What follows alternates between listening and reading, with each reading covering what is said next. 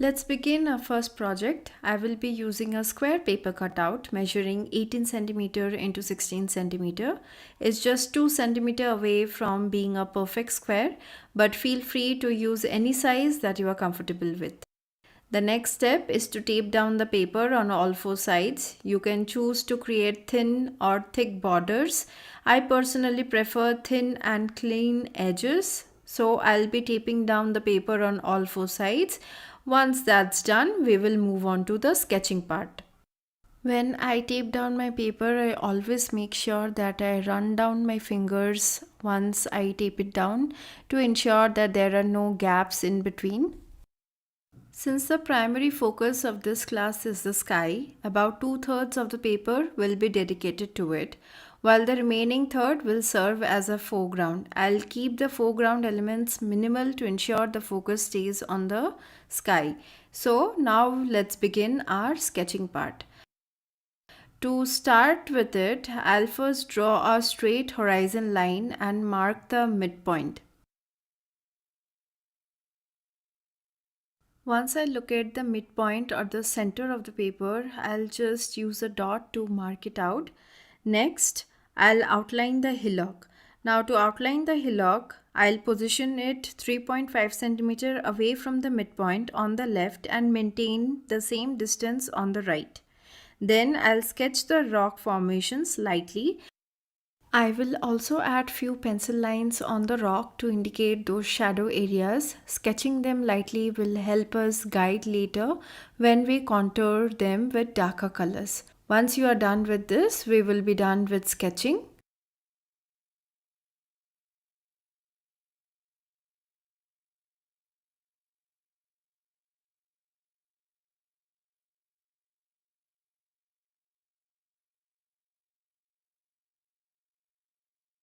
Okay, now it's time to move on to the wet on wet technique. I'll start applying the water onto my paper surface, but I think it will be wiser to switch to my broader Hague brush to evenly and smoothly apply water across the surface. This will also speed up the process compared to repeatedly laying water with that smaller mop brush. Choosing the right brush size is essential when working with watercolors as it directly relates to your paper size. A brush that's too broad can flood the paper, while one that's too small may cause the surface to dry too quickly, leading to frustration. Take your time to wet your paper, applying 2 or 3 even layers to ensure that every corner is thoroughly covered. Be mindful not to create any pools or puddles. There shouldn't be excess water standing on the surface. Once the paper is evenly damp, I'll let it rest for a few seconds. Meanwhile, I'll start mixing my colors. I'm picking up my Naples yellow, adding a drop of opera. Observe the mixture on my palette. It's not too watery, but has a creamy consistency. I'll begin with a light tonal value, using just the tip of my brush and with gentle pressure. Holding the brush near its edge, I'll glide it smoothly across the paper to create soft transitions. Now carefully using just the tip of my brush, I'll pull the colors down along the sides of the rock, making sure not to let the paint flow into it. I'm retaining the white space near the horizon for now. With the same light strokes, I'll spread the color gently, stopping about halfway down the paper. Next, I'll mix a light tonal value of opera pink and layer it over the Naples yellow. I'll start at the top of the rock using very light sweeping strokes while making sure not to completely cover the yellow.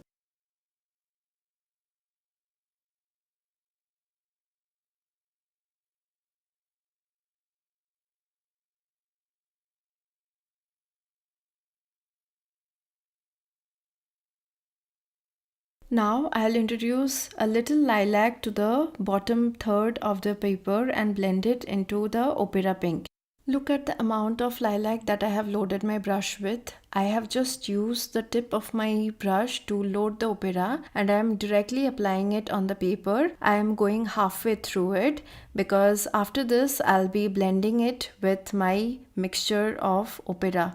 The mix is a very light tonal value of opera. I'm just going to give it a nice blend using sweeping to and fro motion. Layering with this light watery values here will ensure that the surface stays wet for a longer time. Before proceeding proceeding with the top part of the sky, I will rewet the area down to the halfway mark because it's quite hot and my paper is drying up at the top. At the center, since our yellows have faded out, I'll go back in with a medium value of Naples yellow mixed with little bit of opera and gently blend it into the pink lace using very light pressure and using just the tip and toe movement of the brush.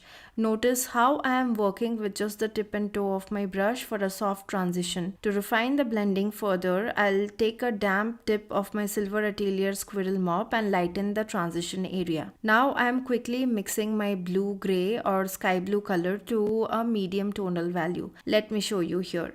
Observe the mixture, it's creamy, neither too thick nor too watery. Adding in some more of that pigment to make it to medium tonal value. At the tip and release it as I move downward, ensuring an even and gentle application. I'll continue with smooth strokes without lifting my brush from the paper, maintaining uniform coverage. As I approach the yellow layer, I'll lighten my pressure, working with just the tip and toe to softly pull the color down, keeping that area light. Now, with my brush tip loaded with a light tonal value of my yellow, I start to move upwards in one continuous motion, blending seamlessly into the blue. Can you see how smooth and perfect the transition is turning out to be? Now I feel I can go a tone darker for the blue. I'll begin at the top with the same medium tonal value of blue, applying pressure at first and gradually lightening it as I move downwards to create a natural gradient. As I approach the transitioning yellow, I'll use just the tip of my brush and move the color downward with very light strokes, as you can see here. Since the paper is wet, the colors will seamlessly blend, creating a soft and natural transition. Look at that beautiful variegated gradient wash we have created. We have our blues, yellows, pinks seamlessly blending without any unwanted green tones. The key was using very light tonal values as we approached the transitioning areas. Additionally, the mixture of opera and Naples yellow, when blended with a light tonal value of blue, created a subtle gray in between, giving the sky a more natural and harmonious look. Now we will let the sky dry completely. In the meantime, we'll begin working on the bottom foreground. For the foreground, I'll start with a light underlayer using Naples yellow mixed with a touch of opera pink, applying it with a light watery wash. Since the paper is dry, we are working with wet on dry technique, but I'm keeping the mix slightly watery for a smooth base. We are avoiding a wet on wet approach here because our sky is still drying. If we were to introduce too much moisture now, it could seep into the drying sky, causing unwanted feathering and blooms as the wetness spreads into those semi-dry areas. We will work quickly while the foreground is still wet. I am mixing a medium tonal value of burnt sienna and applying it near the horizon in a single stroke using my size number 00 mop brush. I'll leave a small gap and then start applying the color again from the bottom using horizontal strokes. I am letting the underlayers remain visible because burnt sienna is naturally transparent, and when used in a light tonal value, it allows the previous layers to subtly show through, adding depth and warmth to the foreground. Now, to enhance the depth at the bottom edge of the paper, I'll mix a darker green tone using my burnt umber with sap green and apply it in a fanned out direction. Observe my brush strokes over here. Using just the tip and the toe of the brush, I am pushing the colors inwards from outwards.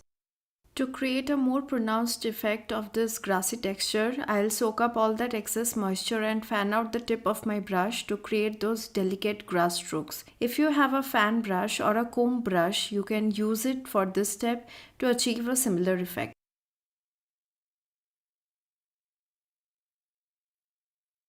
Observe how I am spreading out the tip of my damp dry brush on my palette. Since it's a natural hair brush, I can shape the bristles to my preference. Using this spread out tip, I'll now add smaller broken dabs around this area to indicate grass growth.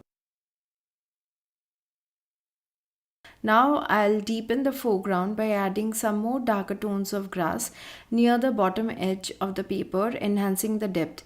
Here the paper is still wet enough for me to do this, so the grass will look very soft and blended. Next, near the base of the rock, I'll use just the tip of my brush to paint a fine horizontal green line. From here, I'll start building up foliage patterns on both the sides of the rock.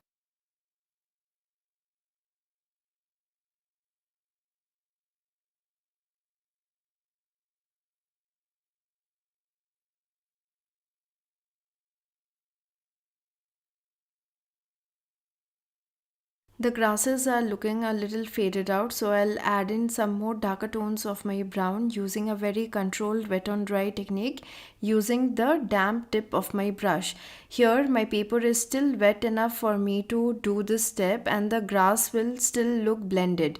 If your paper has dried out completely, do not do this step right here. Next, it's time to paint the rock. I am going to use the same mixture of my Naples yellow mixed with opera pink to do the underlayer of the rock first. I am going ahead with wet on dry technique with a very light tonal value of this yellow and pink mixture.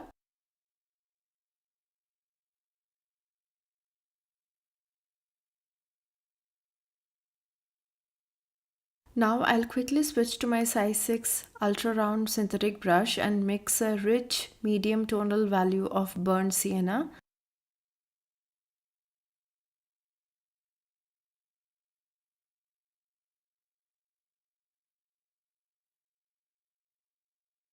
Oh, oops, my brush is too watery. I'll squeeze out the excess moisture from the belly of the brush, making it just damp.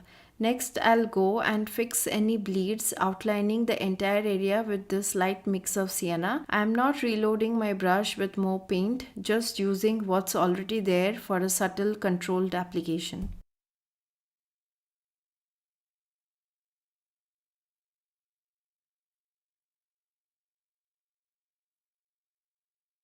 Now I'll introduce some darker tones using burnt umber and start layering from the top. This part where I layered darker tones of burnt umber wasn't recorded. I simply used this deeper browns to highlight the shadow areas. Now using the damp tip of my brush, lightly loaded with burnt sienna, I'm gently pulling the colors downwards to blend them while ensuring the lighter yellow underlayers are visible.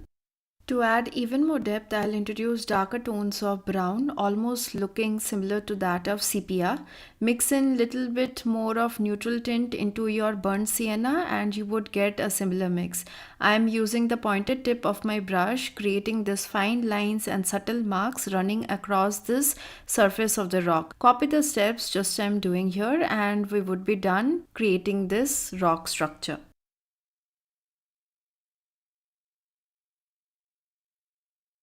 I just noticed that the background foliage near to the horizon has faded out a bit. To enhance it, I'll go in with a medium tonal value of sap green mixed with my burnt sienna. For better control, observe how I'm gripping the brush closer to its ferrule. Now with dabbing strokes from the tip of my brush, I'll create foliage in varying shapes and sizes to add more natural and realistic feel. I will continue using these dabbing strokes until I have completed the foliage patterns along the entire horizon line. This will ensure a balanced and cohesive look, adding depth and texture to the background.